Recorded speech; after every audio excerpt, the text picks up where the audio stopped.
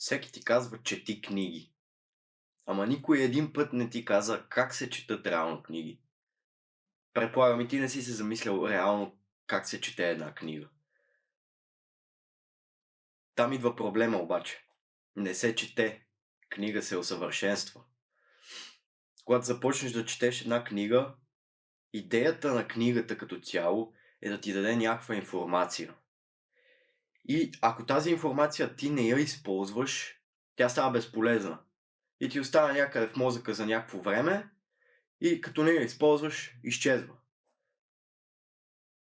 Затова идеята е, когато четеш и си набавяш нова информация, да я използваш тая информация. Като ти дойде някоя идея, докато четеш тая книга, да си я запишеш, да идеш да я изпробваш, да видиш какво ще стане.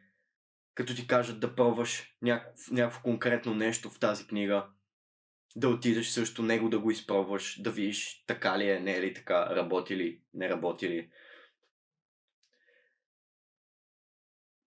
Познавам лично много хора, които просто четат книги. Само четат и си чешат егото, че четат книги и си мислят, че по този начин ще стане нещо. Защото завършва книга след книга след книга и е прочел много книги. Обаче ако си прочел много книги и не са ти повлияли по никакъв начин и не си извлекал капка информация от тия книги, какво си ги прочел? Две са идеите в книгата. Едната е да ти дадат нагледно някаква информация и да идеш и да я използваш и да се убедиш сам дали е правилна или грешна тази информация. И втората идея е това, което ще изплува в главата ти докато четеш тази книга. Защото може да ти дойдат абсолютно всякакви идеи. Докато четеш, въображението ти се развива. И можеш да измислиш хиляди неща, които да идеш и да опиташ и да видиш дали ще станат. Просто книгите са извор на мисли и извор на информация. Едно от двете ще ти помогне само ако го използваш обаче. Някой път даже ти е нужно, ако си прочел 100 книги, много е възможно в 101-та едно единствено изречение да ти открие живота и да ти промени живота като цяло. Едно единствено изречение. Да, наистина има хора, които учат от живота и които са преживяли супер много неща и затова са постигнали всички тези успехи, които имат в момента. Обаче много хора се измъкват с това, че живота ги учи за да не четат и в същото време не правят абсолютно нищо в живота си и не им се случва нищо. А дори на някои хора, които им се случва нещо, те не полагат мисълта да извлекат от тази ситуация, от тези неща, които са им се случили, да анализират ситуацията, да видят плюсове, минуси, как са постъпили, как могат да го подобрят това нещо. Само се извиняват с това, че живота ги учи и не четат и книги и нищо накрая.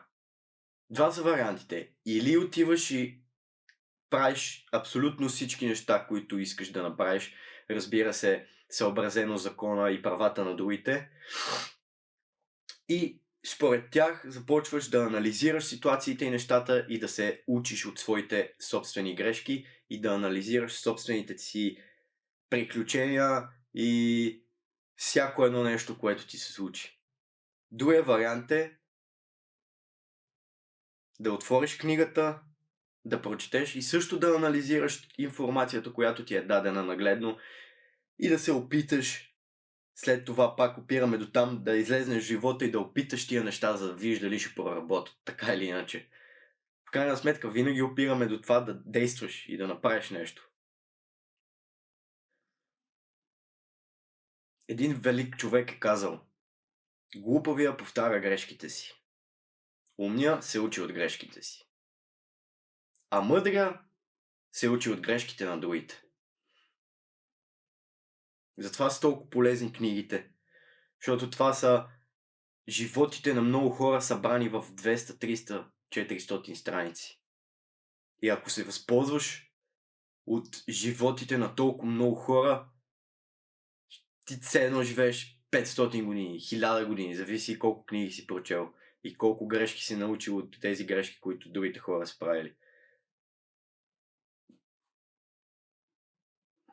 Много голям пряк път са книгите. Но, в крайна сметка, опираме винаги до там, че трябва да излезнеш отвънка и да я опиташ и да пробваш да видиш дали се случват нещата или не. Трябва да излезнеш и да направиш всичко, което ти е в главата. Така се успява. Колкото и да четеш, ако не излезеш да опиташ, не стават нещата.